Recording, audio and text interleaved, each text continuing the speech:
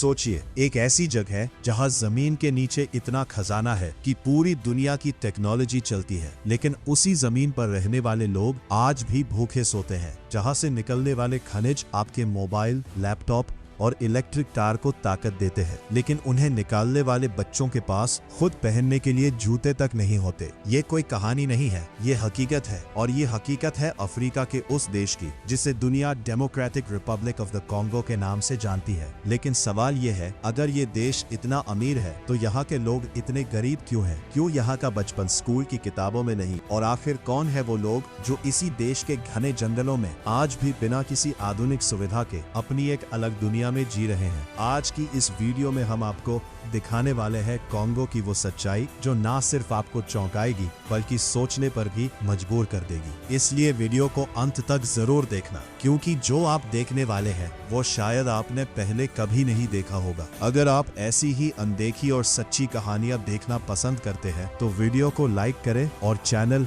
Slum diaries को subscribe करना बिल्कुल मत भूलिए। कॉन्गो एक ऐसा देश जहां हर दिन जिंदगी सर्वाइवल का दूसरा नाम है। राजधानी किंशासा, जो कागजों में एक बड़ा शहर है, लेकिन असल में यह लाखों संघर्षों का घर है। यहाँ की स्लम बस्तियाँ इतनी भीड़ भाड़ वाली है कि इंसान खुद को खो देता है। टीन की छतों के नीचे कीचड़ भरी गलियों में बसे ये घर किसी स्थायी जीवन का नहीं बल्कि मजबूरी का प्रतीक है। यहाँ रहने वाले लोगों के लिए हर सुबह एक नई लड़ाई लेकर आती है। पानी के लिए घंटों इंतजार करना पड़ता है और जब पानी मिलता भी है तो वो पीने लायक नहीं होता। बिजली यहाँ एक सुविधा नहीं बल्कि एक सपना है जो बहुत कम लोगों को ही नसीब होता है। यहाँ के बच्चे जिनके हाथों में किताबें होनी चाहिए थी, वो कचरे के ढेर में कुछ कीमती तलाश रहे होते हैं। कोई प्लास्टिक इकट्ठा कर रहा है तो कोई सड़क किनारे छोटी मोटी चीजें बेच रहा है। इन बच्चों के लिए बचपन कोई खुशियों का समय नहीं है बल्कि एक ऐसी उम्र है जहां उन्हें बहुत जल्दी समझ आ जाता है कि जिंदगी आसान नहीं है। कई बच्चे तो स्कूल का नाम तक नहीं जानते क्योंकि उनके लिए हर दिन का सबसे बड़ा सवाल होता है, आज खाना मिलेगा या नहीं। लेकिन कॉन्गो की असली सच्चाई इन स्लम बस्तियों से भी ज्यादा गहरी है और वो छिपी है जमीन के नीचे।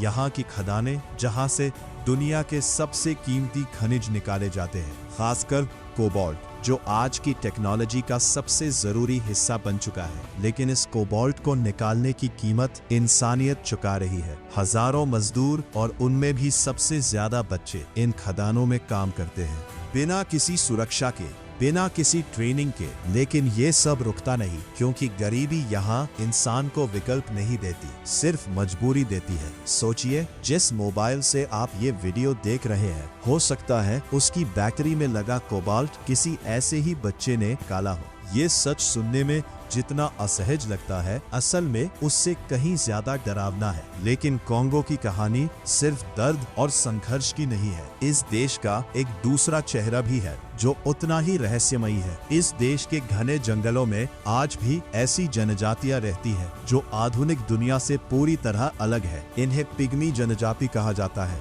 ये लोग हजारों सालों से जंगलों में ही रह रहे हैं और उनकी जिंदगी का हर हिस्सा प्रकृति से जुड़ा हुआ है। ये लोग शिकार करके अपना पेट भरते हैं, पेड़ों के बीच छोटे छोटे अस्थायी घर बनाते हैं और जंगल को ही अपना घर, अपना भगवान मानते हैं। इनके पास ना कोई मोबाइल है, ना इंटरनेट और ना ही किसी तरह की आधुनिक सुविधा। लेकिन फिर भी ये लोग खुश हैं, क्योंकि इनके लिए खुशी का मतलब अलग है। उनके लिए सबसे बड़ी चीज है जिंदा रहना, अपने परिवार के साथ रहना और प्रकृति के साथ संतुलन बनाए रखना। लेकिन अब इनकी दुनिया भी बदल रही है और धीरे धीरे खत्म भी हो रही है। जंगलों की कटाई, खनन और बाहरी दुनिया का दबाव इनके अस्तित्व के लिए खतरा बन चुका है। कई बार इन्हें उनके ही जंगलों से बाहर निकाल दिया जाता है ताकि वहां से खनिज निकाले जा सके और इस तरह एक पूरी संस्कृति धीरे धीरे मिटती जा रही है, बिना किसी शोर के, बिना किसी विरोध के। कॉन्गो एक ऐसा देश जहां एक तरफ अरबों डॉलर की संपत्ति है और दूसरी तरफ वो लोग जिनके पास खाने तक के लिए कुछ नहीं है। एक तरफ आधुनिक दुनिया की दौड़ है और दूसरी तरफ वो लोग जो आज भी हजारों साल पुरानी जिंदगी जी रहे हैं। ये विरोधाभास ही कॉन्गो की असली पहचान है और शायद यही उसकी सबसे बड़ी त्रासदी भी। लेकिन असली सवाल अभी भी बाकी है, क्या ये देश कभी बदल पाएगा? क्या यहाँ के लोगों को उनकी मेहनत का सही हक मिलेगा, या फिर कॉन्गो हमेशा इसी तरह अपनी ही दौलत के नीचे दबा रहेगा। लेकिन कांगो की कहानी यही खत्म नहीं होती, क्योंकि असली अंधेरा अभी बाकी है। जो आपने अभी तक देखा वो सिर्फ एक हिस्सा था। असली सच्चाई उससे कहीं ज्यादा गहरी, ज्यादा खतरनाक और ज्यादा दर्दनाक है। किंशासा और दूसरे शहरों की इन स्लम बस्तियों में रात का मतलब सिर्फ अंधेरा नहीं होता, बल्कि डर होता है। जैसे ही सूरज ढलता है, ये इलाके पूरी तरह बदल जाते हैं। दिन में जो गलियां बच्चों की आवाजों से भरी रहती है, रात में वही गलियां खामोश और खतरनाक हो जाती है। यहाँ अपराध सिर्फ खबरों की चीज नहीं है, बल्कि रोज की हकीकत है। छोटे छोटे गैंग्स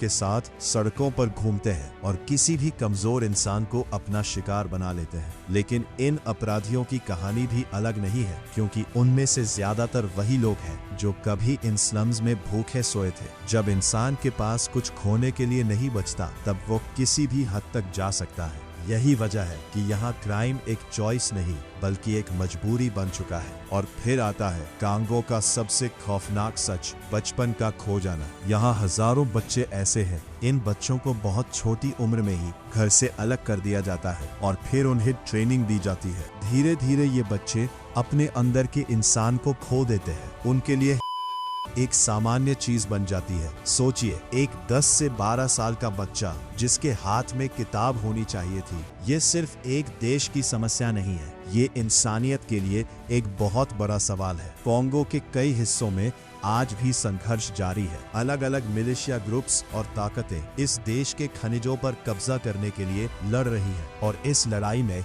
सबसे ज्यादा नुकसान आम लोगों का होता है। गांव के गांव खाली हो जाते हैं, लोग अपने घर छोड़कर भागने पर मजबूर हो जाते हैं, और जो पीछे रह जाते हैं उनकी जिंदगी हमेशा के लिए बदल जाती है। अब एक बार फिर उन खदानों की तरफ चलते हैं जहां से ये पूरी कहानी शुरू हुई थी। ये खदानें सिर्फ काम की जगह नहीं है। यहाँ काम करने वाले मजदूरों के पास ना कोई सुरक्षा होती है, ना कोई अधिकार। कई बार उन्हें घंटों तक जमीन के नीचे काम करना पड़ता है, बिना किसी रोशनी के, बिना किसी सुरक्षा के। सबसे ज्यादा दर्दनाक बात यह है कि यहाँ काम करने वालों में बड़ी संख्या की होती है। उनके नाम तक दुनिया को पता नहीं चलता, लेकिन इसके बावजूद ये सिलसिला रुकता नहीं। क्यों? क्योंकि यहाँ गरीबी इतनी गहरी है कि लोग हर खतरे को नजरअंदाज कर देते हैं। उनके लिए सबसे जरूरी है जिंदा रहना, चाहे जैसे भी। अब अगर हम जंगलों की तरफ देखें तो वहाँ की कहानी भी बदल रही है। पिग्मी जनजातियां जो कभी इन जंगलों की असली मालिक थीं, आज खुद बेघर हो रही हैं। उनके जंगल काटे जा रहे हैं, उनकी जमीन पर खनन हो रहा है,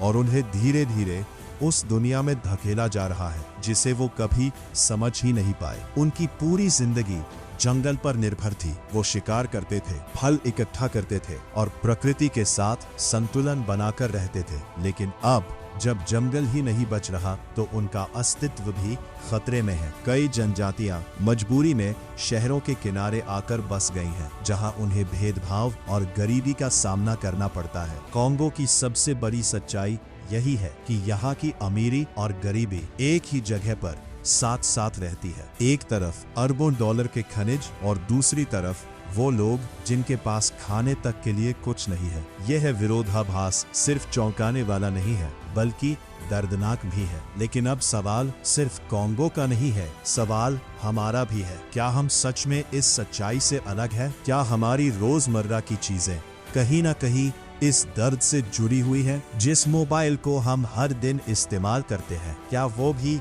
किसी बच्चे की मेहनत और दर्द की कीमत पर बना है? ये सवाल शायद आसान नहीं है, लेकिन जरूरी जरूर है, क्योंकि जब तक हम इन सच्चाइयों को समझेंगे नहीं, तब तक ये बदलेंगी भी नहीं। कांगो की कहानी हमें एक आईना दिखाती है, एक ऐसा आईना जिसमें हम सिर्फ एक देश नहीं, बल्कि पूरी दुनिया की सच्चाई देख सकते हैं। ये हमें बताती है कि विकास और प्रगति के पीछे कई बार ऐसी कीमत चुकानी पड़ती है जिसे हम देखना ही नहीं चाहते। शायद एक दिन कांगो बदलेगा, शायद वहाँ के लोग अपने हक के लिए आवाज उठाएंगे, और शायद दुनिया भी एक दिन उनकी आवाज सुनेगी। लेकिन तब तक ये कहानी चलती रहेगी, एक ऐसी कहानी जो हर दिन लिखी जा रही है, दर्द, संघर्ष और उम्मीद के बीच। और अब सवाल आपसे है, क्या आप इस सच्चाई को सिर्फ एक वीडियो की तरह देखेंगे या इसके बारे में और जानना चाहेंगे? अगर आप इस जगह के बारे में और जानना चाहते हैं तो कमेंट में पार्ट 2 जरूर लिखें। अगर वीडियो पसंद आया हो तो इसे लाइक करें और चैनल स्लम डायरीज को